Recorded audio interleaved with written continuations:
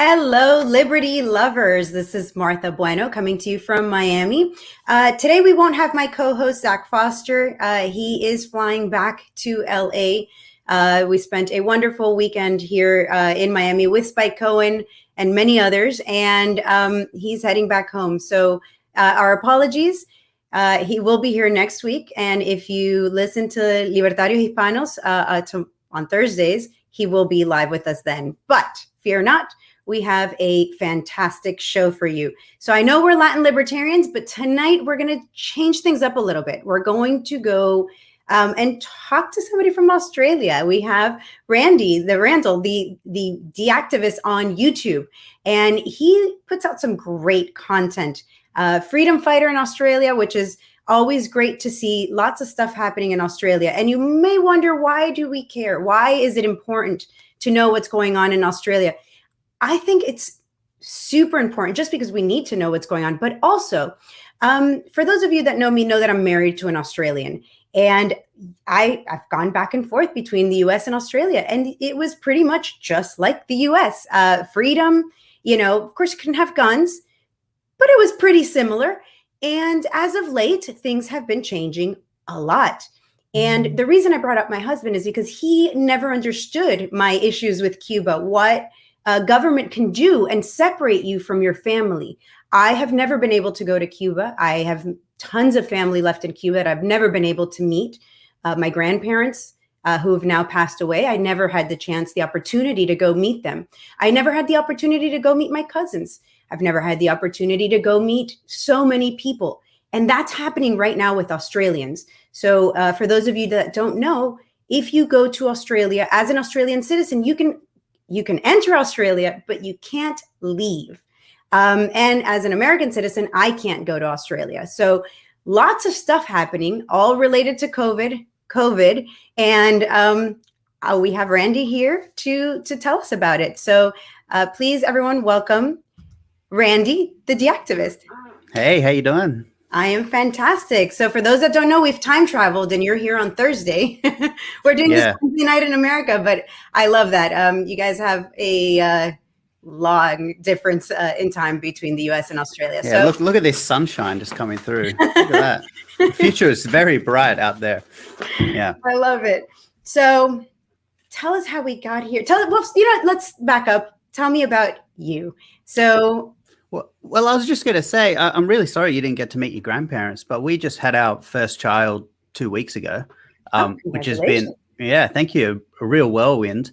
But his grandparents haven't met him yet because we're not allowed to leave 5 kilometers from our house, and they live about 7 kilometers. So, when you're a young parent and it's your first child, you need all the help you can get. But man, we've just been soloing this journey for 2 weeks, and it's been great and joyful. But we'd love for the grandparents to meet him, but the government says no because apparently there's a killer virus out that will destroy everything that it touches, which I don't think is completely true. But it's crazy. So 2 extra kilometers is going to make the difference, because if they lived 5 kilometers, then they could come visit.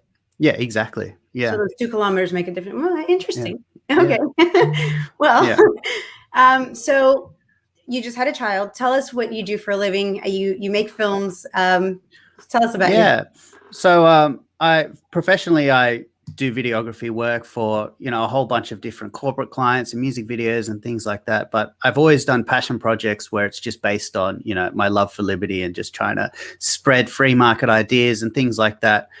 Which has been my passion. And I've always been behind the scenes, like behind the camera, and just, because my fear, and maybe it's irrational, I don't know, but my fear is always like, if you put your face to something that's so controversial these days, you're never going to be able to get another job if you want to change career. And I think that's probably true.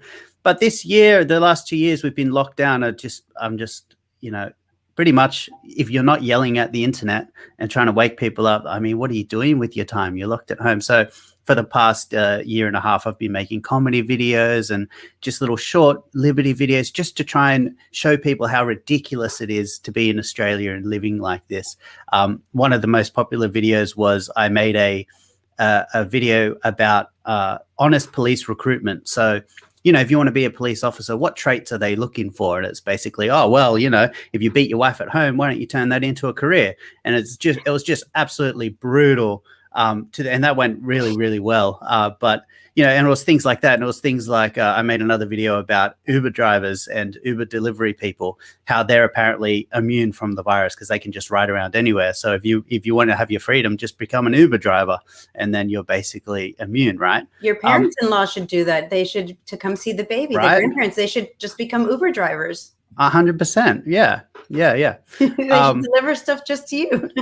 Yeah, I mean, there's so many hacks you can kind of get your freedom back. So, as I said, I just had our first child, so I took the liberty of taking a pair of scrubs from the hospital. So if you wear them, you can basically do whatever you want, which is great. But yeah, so for the past 2 years, I've been making silly videos on YouTube and some serious ones too. But I'm at a loss how to convince people of why freedom's important. If you have any ideas, I'd love to hear them. But it's, down here, it's kind of like getting blood out of a stone. People just don't understand what they're giving up. And I think part of the problem is that we're such a rich nation that we're very comfortable now, but in a few years' time, it's not going to be the same.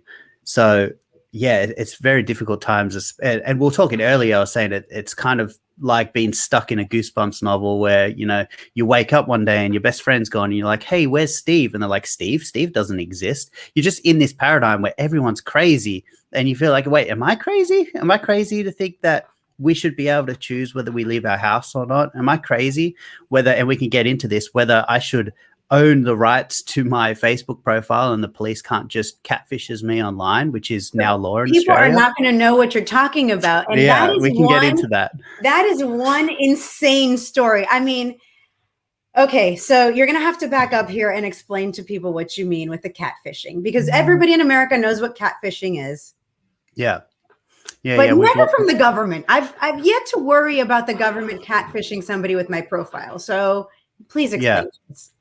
Well, so on the 25th of August, in my video, I said October, and they're like, wait, is this from the future? And it's just I had baby brain. But on the 25th of August, they passed what is called the Identity and Disrupt Bill. Well, it's not its own bill. It's like an amendment to an existing bill, which basically says that the police, the Australian Federal Police, can go into your social media. So they can go into your Facebook, or your Twitter or your MeWe or whatever social media you use. It's not exclusive to Facebook. And they can delete your posts. So let's say you did a post and it said, hey, I've got this charity and we're running medicine to Cuba. Really like your contributions. They can just delete that.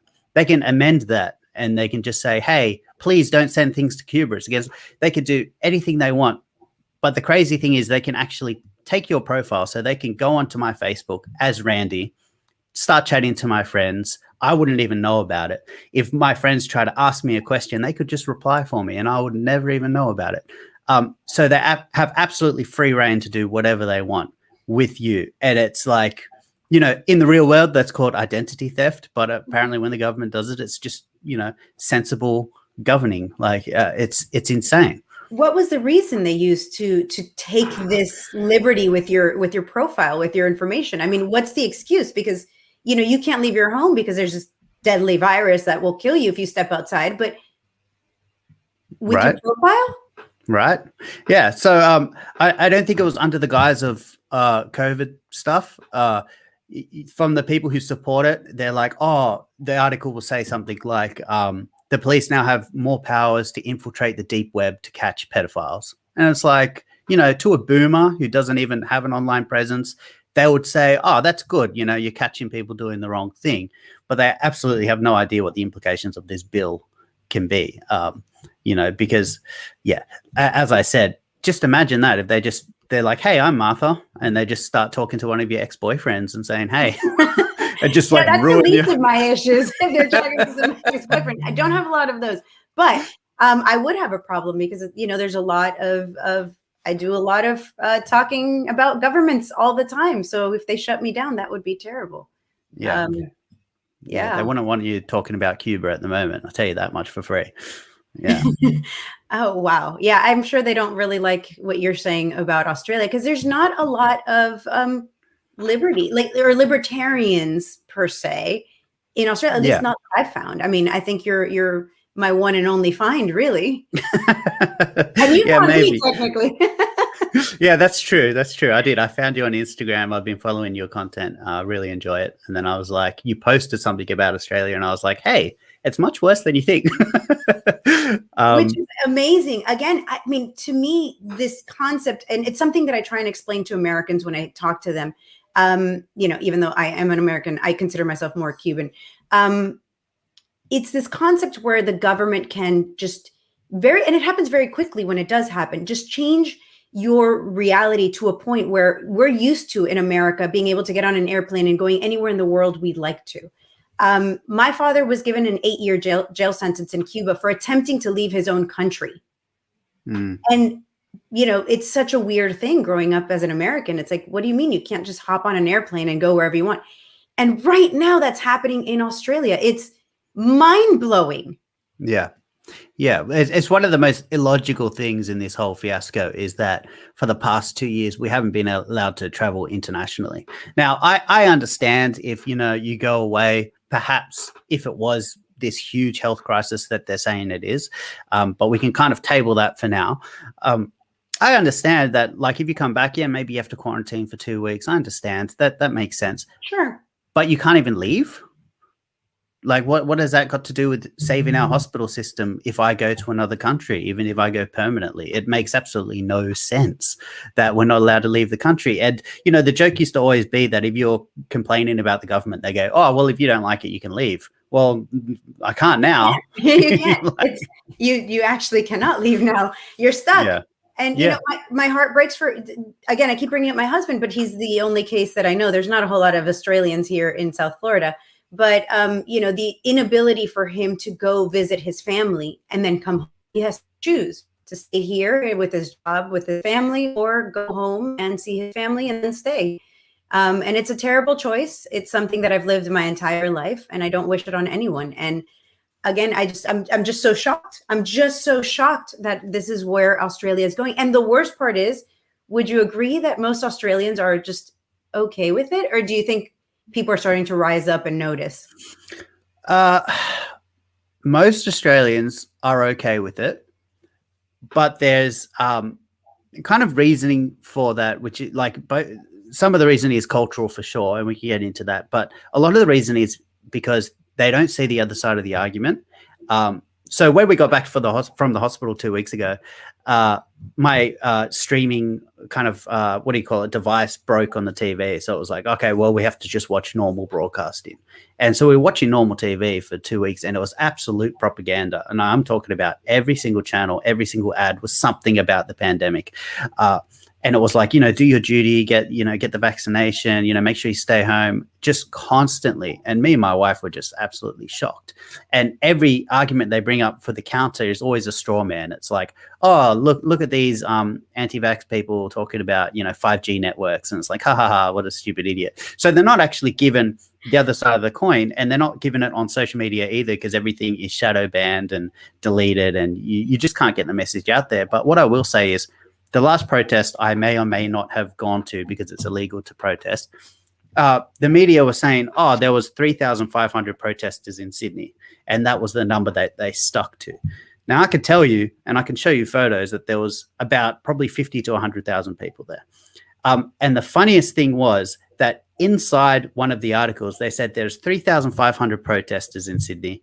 And then halfway through the article, they said, we've already released 10,000 fines for people who attended. And it's like, hang on, how do you get 10,000 fines out of 3,000 people? Like, did you fine everyone 3 times? What are you talking about? It's got to be one or the other. But I can tell you there was a lot of angry people at that protest, but people don't see it.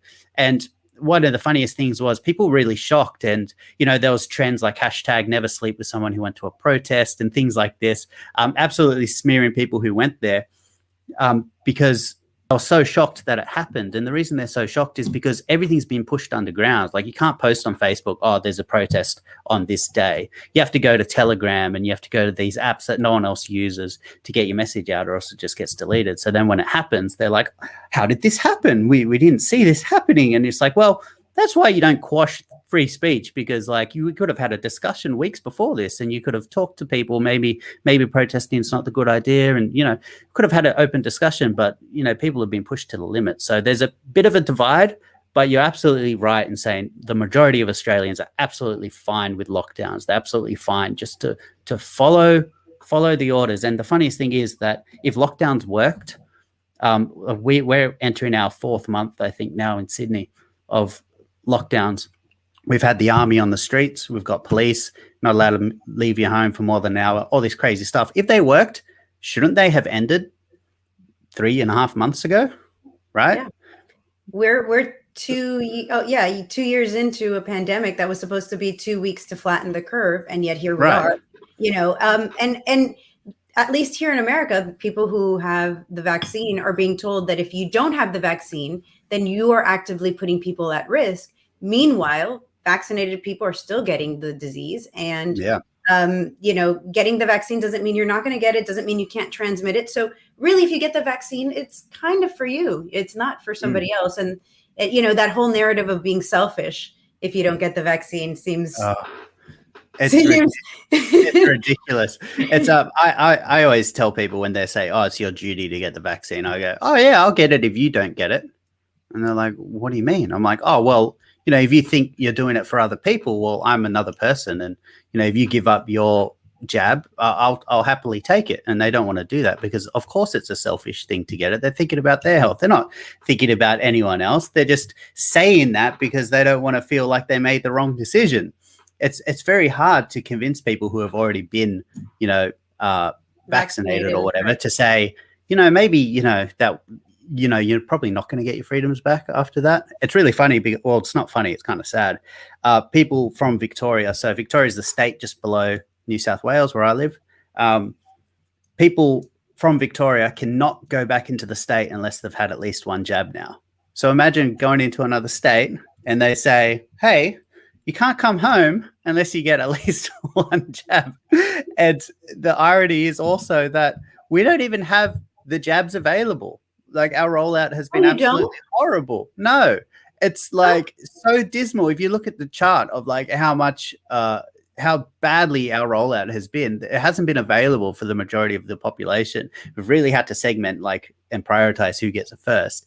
And about 3 months ago, 4 months ago, 3 months ago, when this lockdown started in Sydney, they released an ad campaign where it had a young girl, probably in her 20s, like maybe 23, and she's on a respirator in hospital and she's just panting. It was like an anti-cigarette commercial. And in bold letters, it said, "COVID affects everyone. Get vaccinated." And it's like, well, we didn't have them available. Like, how is this not gaslighting? You're blaming the people for not getting vaccinated with jabs that you didn't even provide. Like, let's not even talk about whether people want them or not. You just didn't have them available. And now you're saying, look, it's our fault. But they have it for young kids. Didn't Australia put 20-something thousand children into a stadium and vaccinate them without their parents present? I mean, you have them for children. Yeah, the parents had their consent, but they weren't in the building. Yeah. But that was for year 12 students to be able to do their final exams. They had to get, and it's absolutely ridiculous, because we all know that it was a condition for these children. For sure. Yeah. What's year 12? That's like an 18-year-old, 17. Yeah, it's your final year of high school or secondary school. I don't know what you call it in the United States. So before college. It's like these are your exams that you do, and based on your mark, it depends on what college course you can do next year. So for certain people in Southwest Sydney, they were like, if you want to do your exam, you need to get the jab. And, what are you going to do as an anxious 17, 18-year-old where every single channel on TV is telling you to get it? Like, what are you going to do? Like, of course you're going to take it. Now, I'm not against, vaccinations per se. I just think where there's a risk, there should be a choice. And, we don't know the long-term effects, both in terms of fertility and other issues. Where it comes to mRNA vaccines, I'd be pretty happy to take the Novavax, but that's not available here. But again, it should be a choice. And right now, it's not a choice. Like, they're saying it is, but what they've been doing in Australia is taking each segment of society and making it compulsory bit by bit, so that all of us don't start an uprising together. It's just like, little people arguing here and there. So they did healthcare workers first. The funniest thing is now they're doing police force in Queensland. So I'm interested to see how that's going on. And as we speak, there's a court case which has 50,000 people watching live right now, which is about mandatory vaccines, pushing back against it in the Supreme Court of New South Wales, I'm pretty sure. 50,000 people watching a boring court case is a lot. Like Australia only has 26 million people. It's less than the population of California. So yeah, it's crazy, but I don't understand why people are just going along with it. It's yeah, I'm as lost on that as you are. But you just said they have all this propaganda on TV constantly telling you how you're going to die. So of course, fear is a great motivator. Yeah. So what do you think people are going to do about it? You may or may not have been at a protest. What did you hear? What did you talk to people about? I had messages from people I haven't talked to in years calling me like a grandma killer and stuff because I may or may not have been live streaming from this gathering of people where I just happened to be exercising that day. I'm not sure. Like on the 18th, apparently there's going to be another event. So it'll be interesting to see what happens there. But a lot of the comments I see from, and someone in the chat just said, I'd love to go to Australia and do some patriotic stuff. And I love the sentiment. And a lot of the comments would say things like, Australia shouldn't have given up their guns. And that's the problem. They gave up their guns. But it's like, we gave up our brains way before we gave up our guns. Like imagine if the majority of Australians had guns now, it'd be the people who are like, actually, I don't want to get vaccinated. The guns would be pointed towards them. They won't point the guns towards the government. It's insane.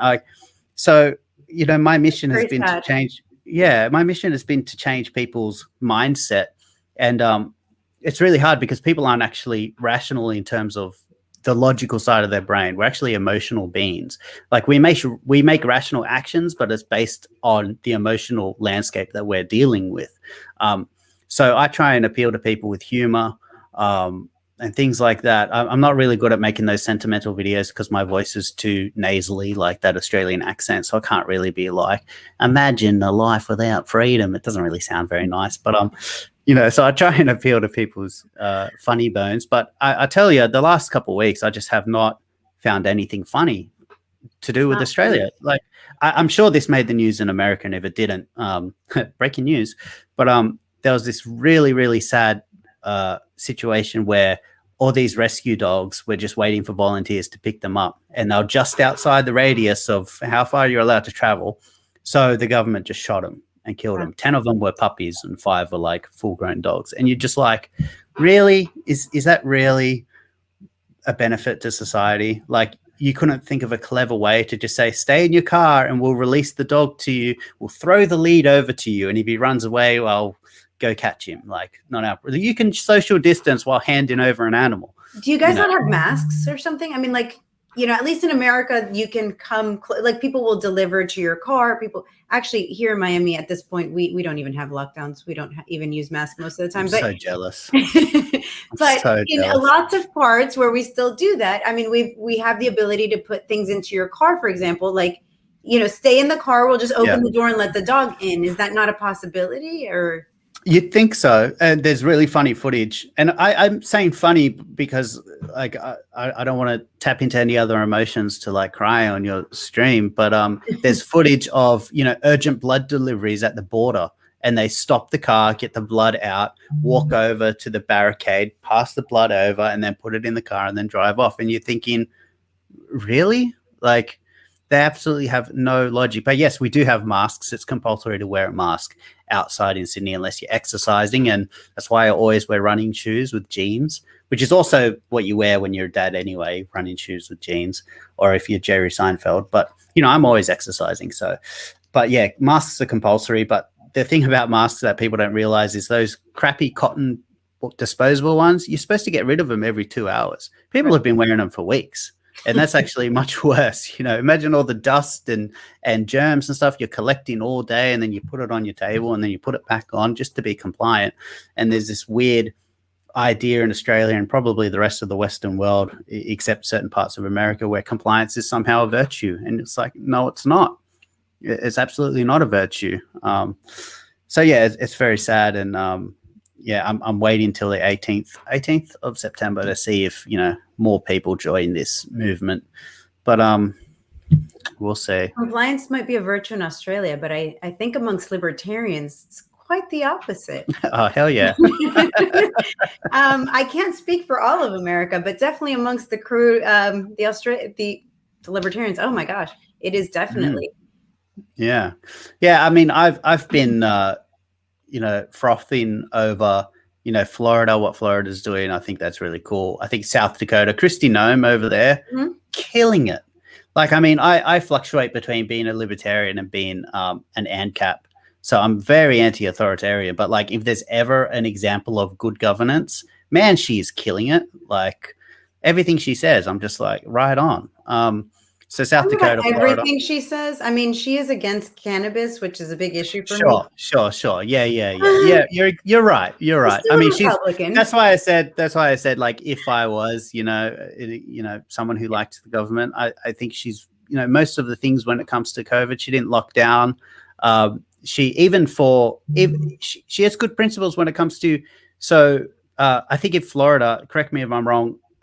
Did they just say that if a company forces you to show your vaccination status, they can be fined $5,000? Is that right? Right. That is correct. And like, I'm like, that's great.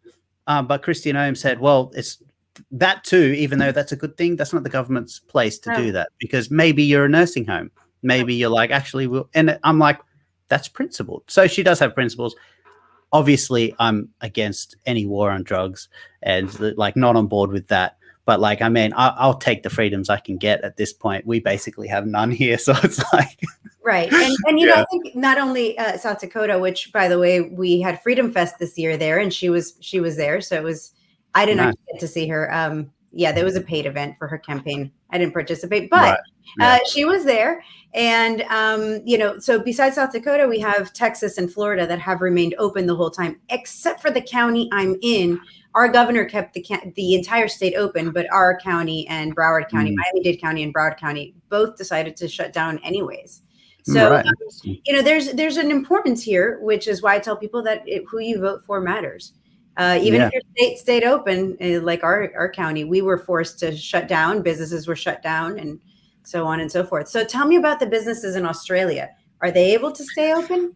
Oh, well, and this is why I said I think part of the compliance is that we're so rich. Well, we appear to be rich.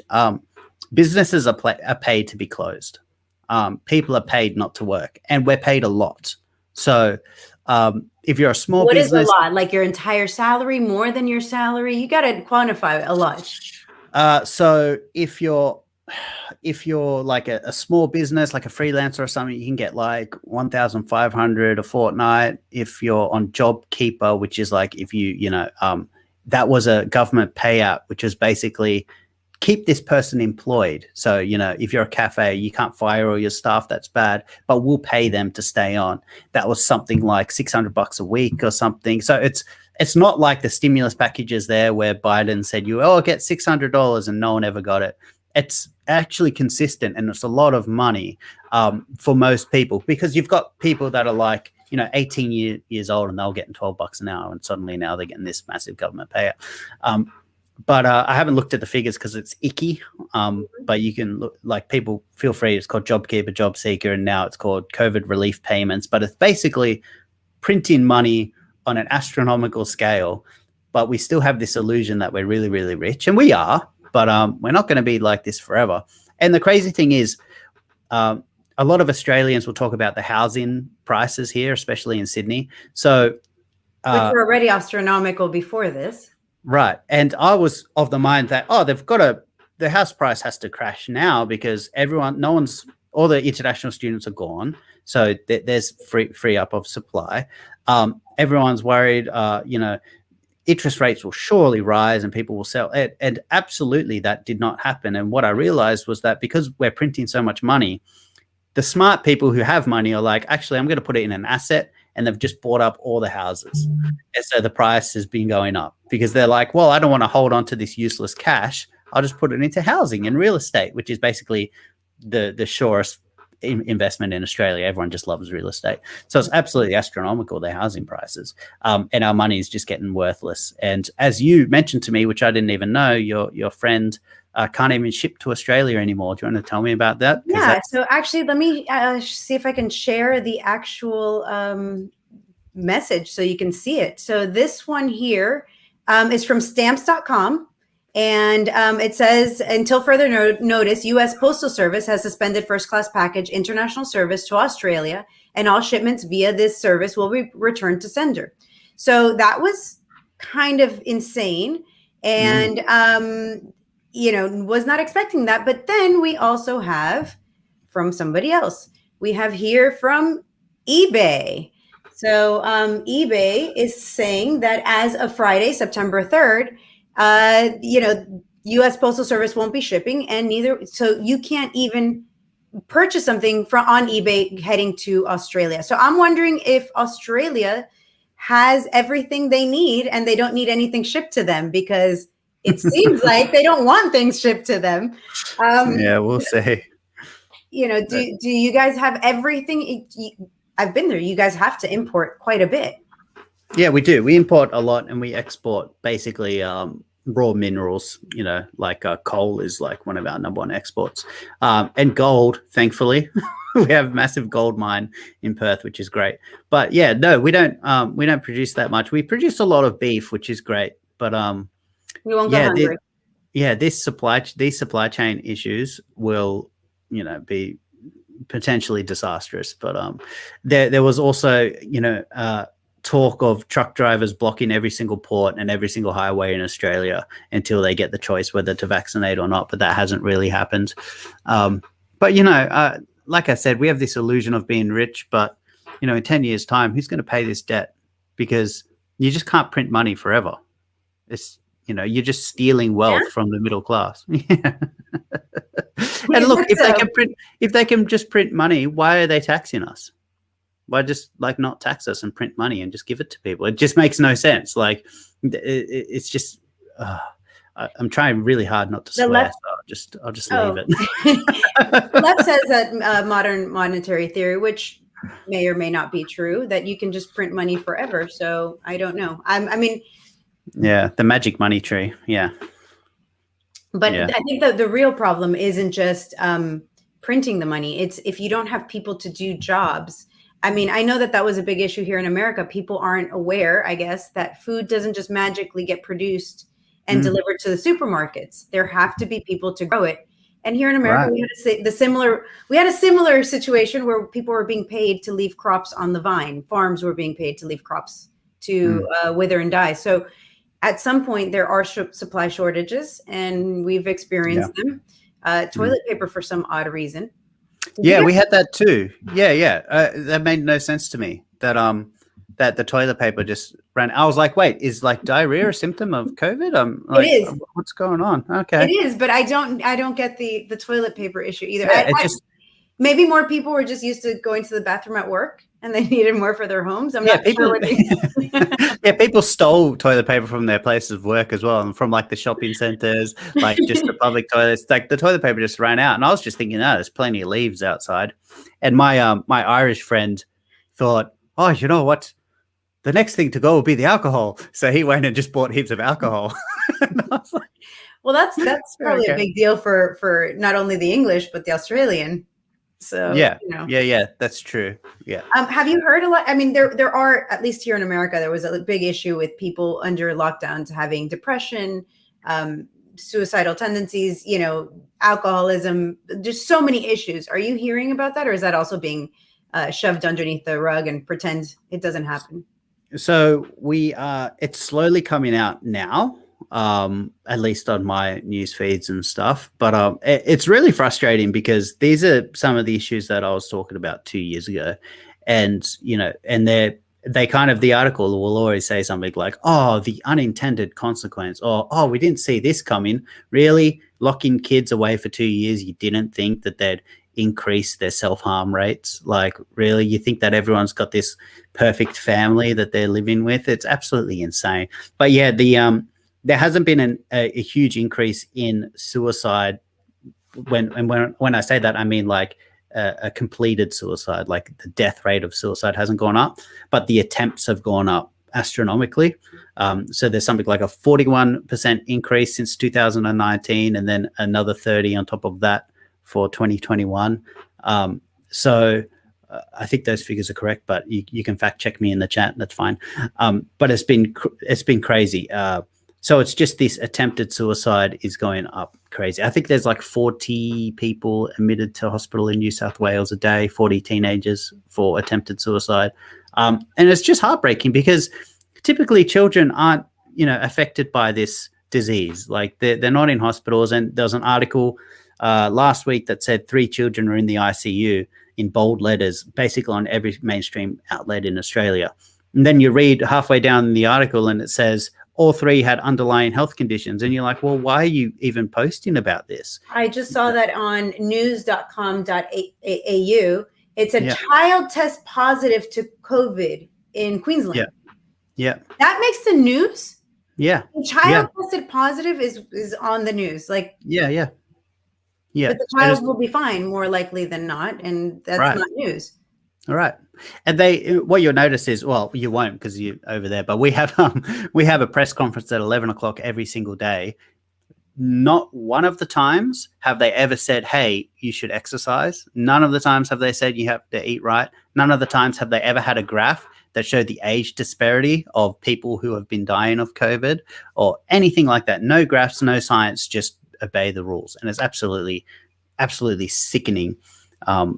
But one of the great things is that there's been a lot of supercuts on YouTube popping up of people, like taking words out of politicians' mouth. So there's a lot of ridicule going on, which I absolutely love. But whether that turns into action, I don't know. One can hope. Yeah, I hope so. One can hope. I mean, I think that has to be the other side of this is people just get fed up. But 2 years, if you would have told me, before 2020, that people are going to be stuck at home for 2 years and they'd still be in favor of the government, I'd be flabbergasted. I couldn't believe that this is still happening, that people are still like, yeah, it's okay. The government knows what they're doing. It's funny that all the countries, almost every country has Stockholm syndrome except, the city of Stockholm in Sweden, where they're absolutely open and they have been for the last 2 years. And they had a lot of ridicule at the start, but now they're laughing. And it's absolutely Stockholm syndrome here. It's really sad. It's really sad. We have Joe Rogan, who I don't know if you know him. He's a comedian. He was on shows way back in the day, and he has a very popular podcast. And he was sick just last week and took ivermectin. And they said that he was taking horse medicine, which absolutely was not true, as ivermectin is used for humans. But what they're not saying, they haven't been saying it for 2 years, but they're not saying it now as well, is that Joe Rogan is extremely healthy. I'd say he's the upper 1% of humans in terms of body fat, in terms of working out. I mean, he's in great health. And in 3 days, he recovered. Yeah. So, and people were actually upset because he didn't die. He wasn't miserable. It's like, oh no, Joe Rogan, he got COVID, and we're upset over that. And I find this incredible. So to what you're saying, you're right. There's been no information about, hey, eat healthy, exercise, take some more vitamins, do what you can for your health, and then you'll be fine.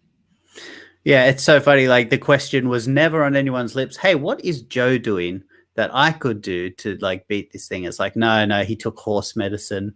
Like that's absolutely. I mean, ivermectin won the Nobel Prize in 2015 for its use on humans, so it's not horse medicine. Also, oats are horse food, so you eat horse food every morning, right? And so are carrots. Like, what are you talking about?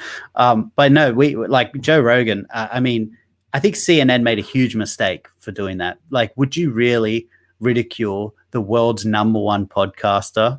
Like, who has a platform to speak, who's going to call you out on this. I mean, a few days, 3, it turns out, and he'll be back in the saddle, and we'll all be well. But also, Joe Rogan was paid $100 million for his podcast. Do people could CNN really be that dumb to think that Joe Rogan didn't have the top medical professionals? If not for himself, Spotify must have been like, here, Joe, you need this doctor. And if he didn't want that doctor, Yeah, they Yeah. weren't going to just let him take some, go to the feed store and buy some horse dewormer. I mean, Yeah, of yeah, course yeah. they give him a pill. Yeah. And the other thing I love is that like Joe Rogan has been talking about DMT and psychedelics for like the past 30 years, but that's okay. That's okay. But like when he starts talking about a medicine that's going to protect you from COVID, it's like, oh no, suddenly he's the devil. Now I'm not against DMT. I'm just saying, like, I was going to you say, wait, no, where's no, this no, no, no. conversation going? I'm just saying it's so funny that they're against this medication, but like, something that it's just like absolutely no consistency. If you don't want a podcaster to be talking about things that you put into your body, well, why don't you just be consistent about it? And if I can be a statist for another 2 minutes, because that was a very statist thing to say, in Australia, it's like they had so much power to absolutely destroy every single business that they touch. They had power to stop you from going out, had power to do all of this stuff. Why didn't they just simply stop all fast food? Right? Why didn't they simply just give everyone a healthy meal 3 times a day? I mean, we're a prison colony anyway. Like, if the statism was for the power of good, wouldn't they do it for the power of good? But it's not. Statism is always evil. They never have our best interests at heart, ever. And it's like, yeah, it's absolutely insane. But no, I'm not a statist, so I wouldn't suggest that. I'm just pointing out, Right. with so much power, why don't they just do something good? And they or never force do. you to exercise. Again, we're not suggesting it. Australia, please don't listen and follow this. But you could have forced people to exercise. You could have forced people to go out and get some sunlight. You could have forced people to go to the beach. I mean, there's so much that could have been done. And instead, did they give you guys rewards for getting vaccines? Like here in America, like did you get a free donut or a free hamburger? I don't know because I haven't had the jab, but the rewards aren't like a donut or a hamburger. The reward is basically you can see your family again once you get double jabbed. Ooh. So we're in lockdown now, and all the talk is if you're fully vaccinated, you will have freedoms that other people don't. So basically, if you don't get the jab, you're going to stay locked down forever, is the rhetoric that's going on at the moment, which is much worse than just like, hey, we'll give you a donut if you get vaccinated. It's like, hey, you can see your family again. And how is this not ransom? Like, we're literally held ransom. And like, just on principle, I'm like, oh, screw you. I'm just not going to get it, and we'll see what happens. Like, I'm not even... There's 2 other things going on. So number one, what happens if the supermarket is over 5 kilometers from your house? Can you go to a supermarket? Like you just you can. Yeah. So for some things they can. Yeah, for sure. Yeah. So if you're in a rural area, you can go to the closest supermarket to you and stuff like that. But like when they first started the lockdown, there were a lot of kinks in the logic, like you're talking about. Like farms actually go over state borders sometimes, and so like if you're transporting things between your own property, like you couldn't do it. Things like that were absolutely stupid. But like they've kind of worked out all of those kinks where you can go to a supermarket if it's not 5 kilometers and stuff, and they have kind of what they call a compassionate reason to go and see someone now. For this lockdown, if someone is depressed, you can go to their house and see them. But the problem with that is that if you call Service New South Wales, they won't tell you what's compassionate and not. They'll say, hey, yeah, it's up to the discretion of the police. So every time you're taking a risk, right? So if you go out and you're like, oh, it's a compassionate reason. My son just had his first child. They're not coping. I want to go see them. They'll be like, I don't know if you're telling, and they'll just give you a fine more likely than not, because... Oh, I'll tell you something else that's really crazy. Just remind me if I forget. That wasn't crazy that you were saying. Okay, yes, please. So they'll just, they'll give you a fine and tell you to contest it in court, basically. But like, if you're polite, maybe you'll get away with being a compassionate reason, but it's up to the discretion of the police.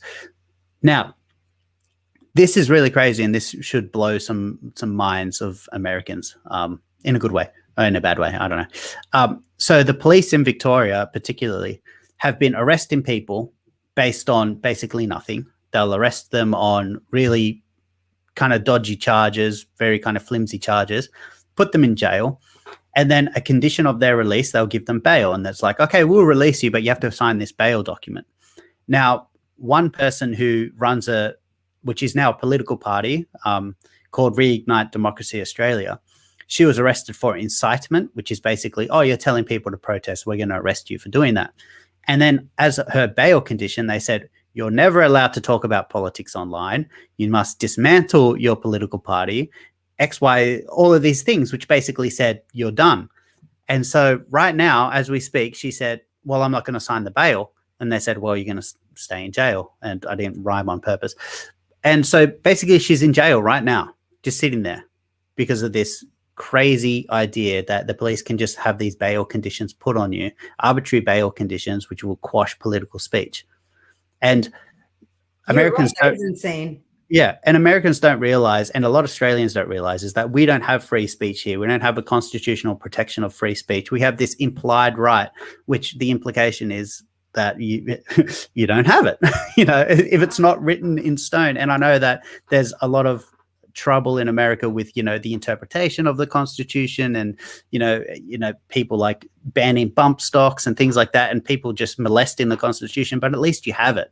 And I'm not a constitutionalist. I don't think your rights come from the government, but at least you have some sort of protection, whereas we don't have any. We don't have any free speech. Another thing that will be insane for your viewers is that a YouTuber was arrested in his home. So he basically was following a politician around with a camera saying, hey, why do you do this? Why do you do that? Which is basically what 60 Minutes do in America, or Current Affairs, basically journalism, right? He was arrested in his own home by the anti-terrorist police. So not just the local police, not federal, the anti-terrorist unit arrested him in his own home. And then that politician put on defamation charges onto that whole production. So basically, in Australia, defamation is serious. It's not like in America where you can basically have Saturday Night Live and ridicule heaps of people. In Australia, like if you say something to a politician that they don't like, they'll basically just put a defamation case on you. And if you don't have the money, you're screwed. Like, any lawyer you talk to will say, if you don't have money, don't go to court. So it's insane. And I don't really talk about that case too much because I don't like the hypocrisy. Like I do support that channel, but it's very lefty and they've never stood up for free speech before. But then as soon as they get attacked, they're like, oh, free speech this, free speech that. And it's like, oh, really? Because this has never been an issue for you. But yes, I support you. But like, come on, it'd be really good if you showed some love the other way as well and just had some principles. But it is frustrating, I'm sure you get that all the time, right? Yeah. It is frustrating, but this is how you bring people to freedom. People don't understand until it happens to them, which is what I was saying about my husband. While he sympathized with me, I don't think that, people who haven't lived this reality, this alternative reality of not being able to leave your country, of not being able to fly back to, I've, again, never been to Cuba. I've been all around the world. I can't go to my own country. So, unless you're living it, it's really hard to fathom it, which is why we're always talking about here in America, don't give up your guns, don't give up your guns. And our rights are being eroded all around the world, even here in America, which is supposed to be the freest country. And we're definitely not. But there's something else really crazy happening in Australia that I really want you to tell me about, which is the scanning of the QR codes when you go into places. Oh, yeah. And also the government checking in on you every two things. Yeah. Okay. So, well, there's actually three things. And I thought this was everywhere because, when you're in a paradigm. Yeah. So if I go to my local supermarket, I need to get my phone out and scan a QR code and tell the government I've been to this supermarket. If I go anywhere, if I go to McDonald's, even at the drive-through, you're supposed to scan your card. If the business is caught not enforcing this, they can be fined like $7,000 per offense or something absolutely crazy. So basically, every single place you go, you need to sign in. And so and this happened to a friend of mine, if you go to a pub, so this was when lockdown was very lax. This was last year. If you go to a pub and someone else goes to a pub and they later are tested positive, they don't really take the time into account. My friend was there before the other guy was there. You have to lock down. You have to self-isolate for 2 weeks. Now, my sister-in-law is in self-isolation right now because one of her patients had tested positive. And she was quite worried because she's pregnant, and thank God she tested negative. Despite the fact that she tested negative, she has to lock down for 2 weeks. Excuse me. She's a doctor. She's a chiropractor. So right? she So can't work. She can't attend to her patients who no, need she her, has even to. though she's negative for 2 weeks. She's negative. She has to stay home for 2 weeks. Yesterday, I get a message in the WhatsApp group saying the army came to our door to make sure we were home. Well, so what And about you're in those like, 2 weeks if she needs to go out and get food at the supermarket or go through a drive-through? She can't do that either. I think I haven't been locked. I haven't been self-isolated before, but I think the logic is you get it delivered to you, which again, that doesn't really make sense because there's still contact there. But like we have Coles delivery and Woolworths delivery, which are the two major supermarkets, and they deliver every 3 days basically. But you get it left on your doorstep.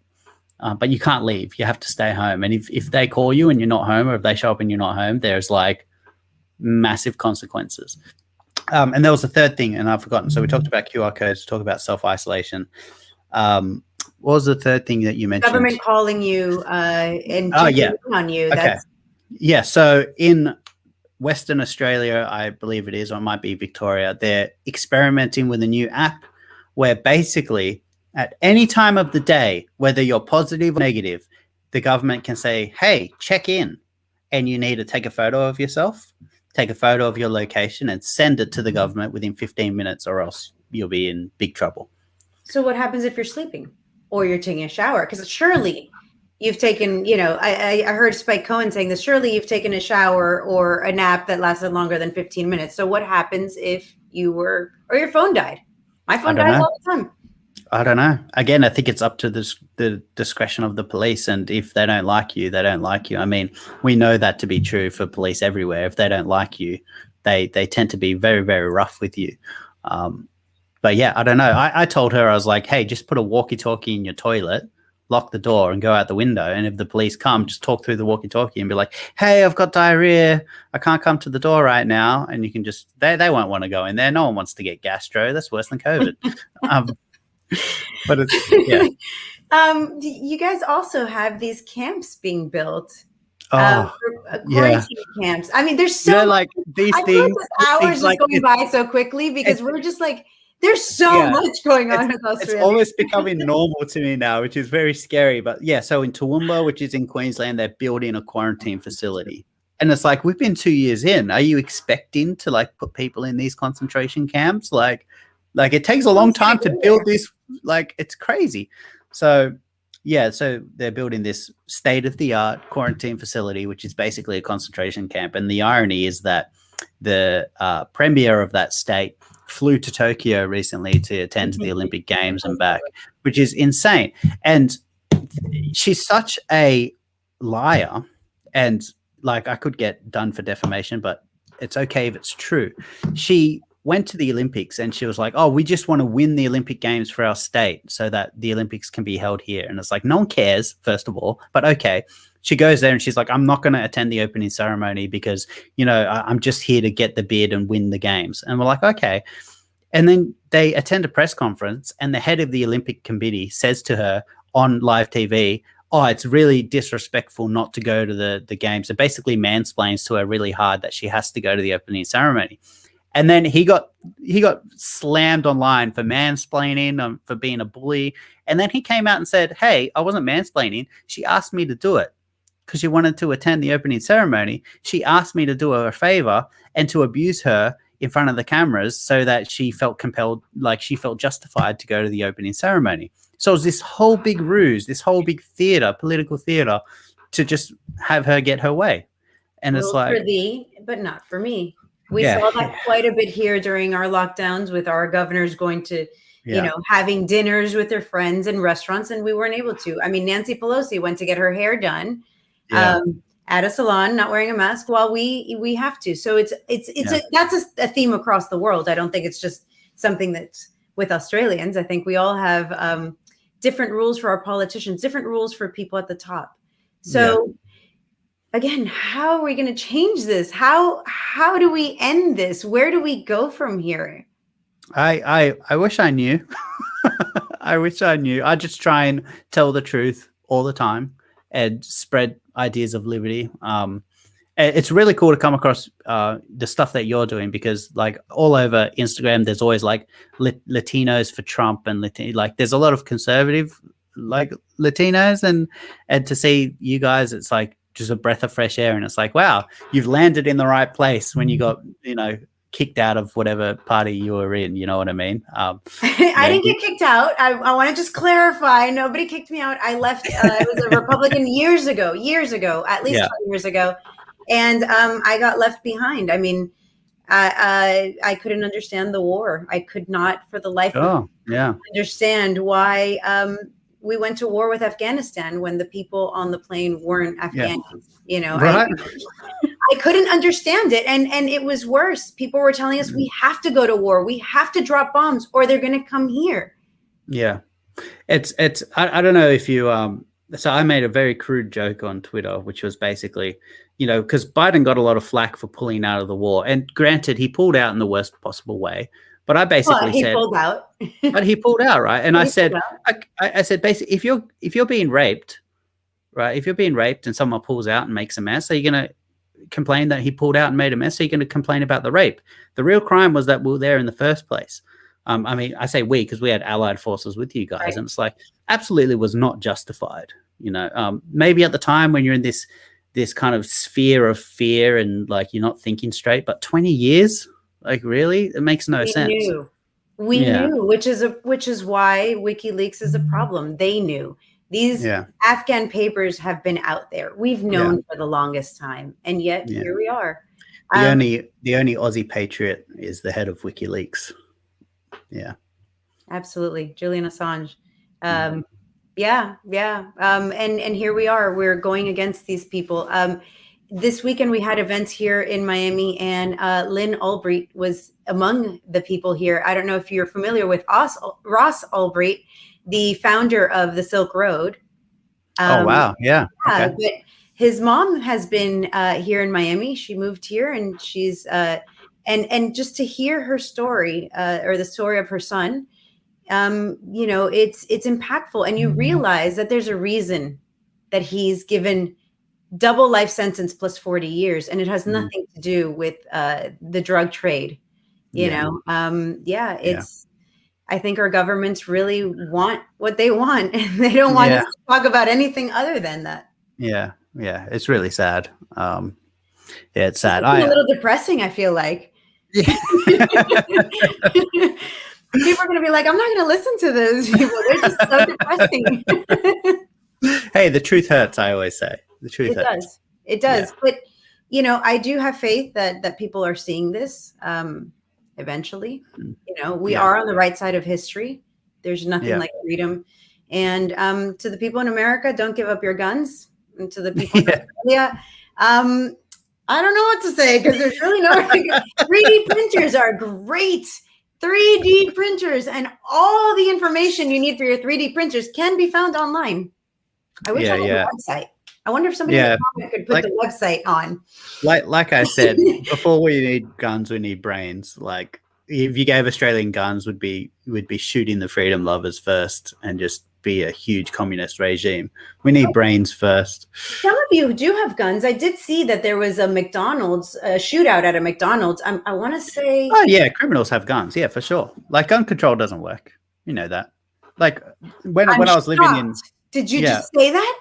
Yeah, when I was living in a suburb called Marylands, there were 17 shootings in a row, and it's like, hang on, I thought gun control worked, but no, it doesn't. A friend of mine bought a BMW from Melbourne, and the sunroof was getting like it sounded very scratchy, and he's like, "What the hell's going on?" So he looked inside, and inside the kind of like what do you call it? Not conveyor belt, whatever it's called. Inside the sunroof, were little bullet shells from like drive-by shootings that were stuck in there from the previous owner. So like there are guns here, but it's not legal to have them. And it's a felony to have an illegal firearm. You can get like hunting rifles if you have a license, and you have to go to the range every 3 months, and you have to keep it in a safe and the ammo in another safe. You can't have pistols in your house, but you can own them, but keep them at the gun range and things like that. There are kind of like things like that, but it's not.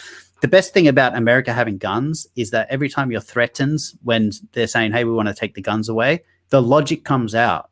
The guns aren't there for hunting. The guns are there to protect you from government tyranny. And that's kind of in your political ethos. Like people understand that, maybe less and less as time goes on, but they kind of have the idea, whereas in Australia, if you say anything about guns, they say, oh, you want to be like America and have school shootings.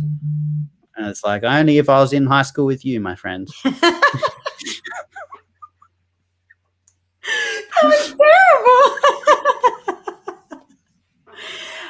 You know, it's a thing though, but we have school shootings, but we also have gun-free zones at those schools. So imagine telling everyone there are no guns on this property.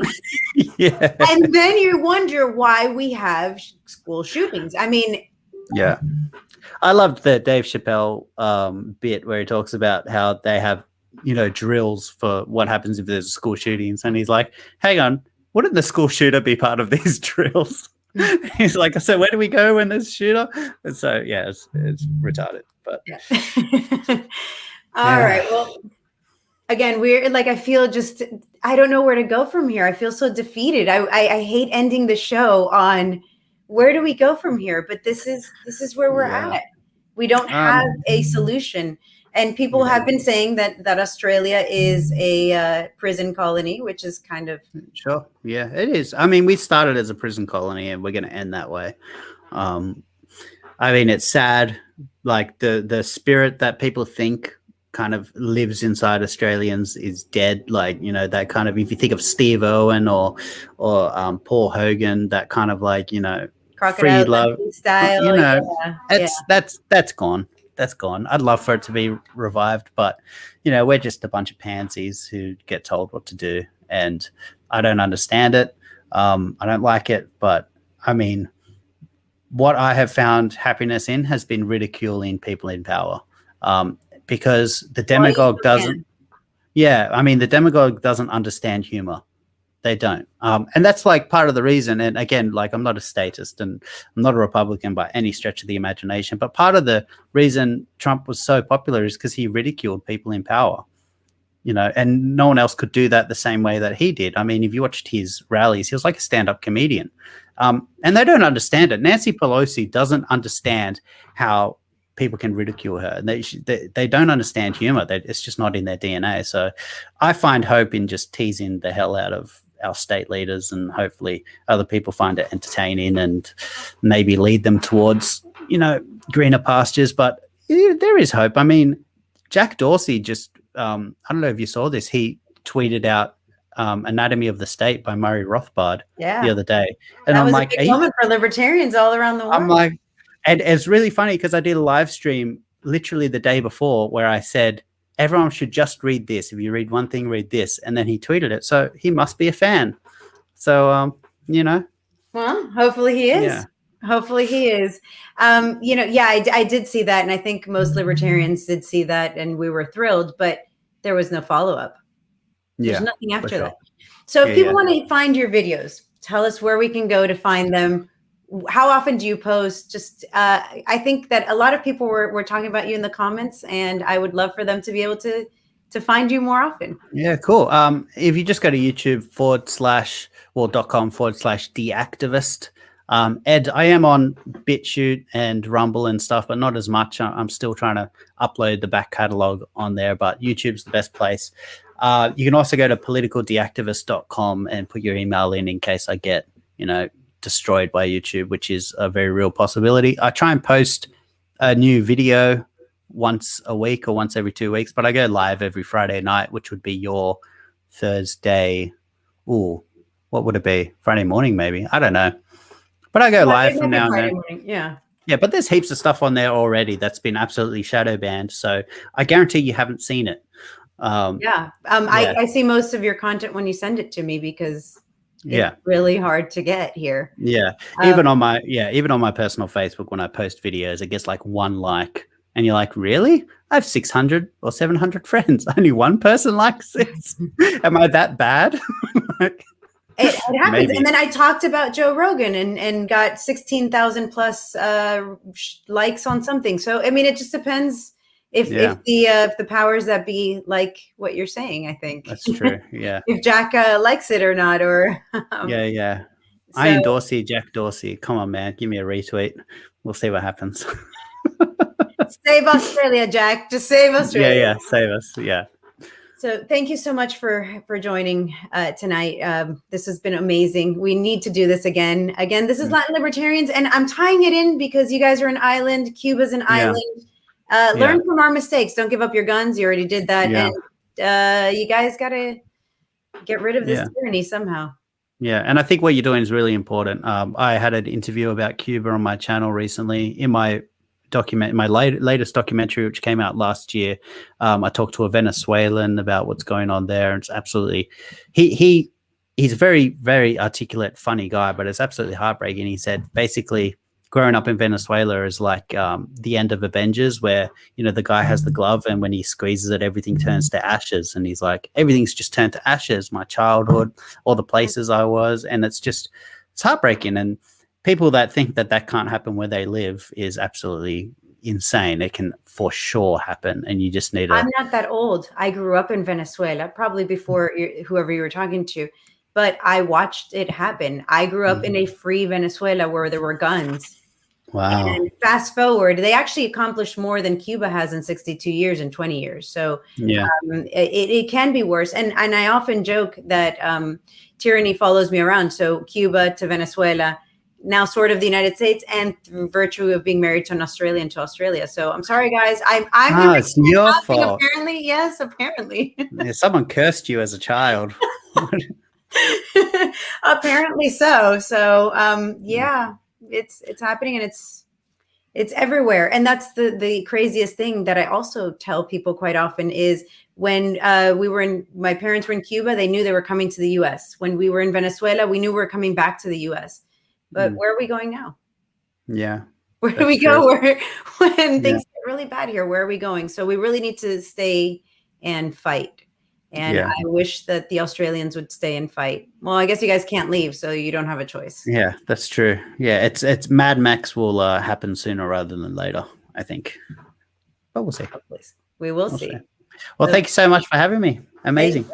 Thank you. And to everybody watching, thank you for staying with us an hour and 10 minutes. We really appreciate it. And please go to youtube.com/deactivist and like and share this podcast as well. Thank you, everybody. Good night.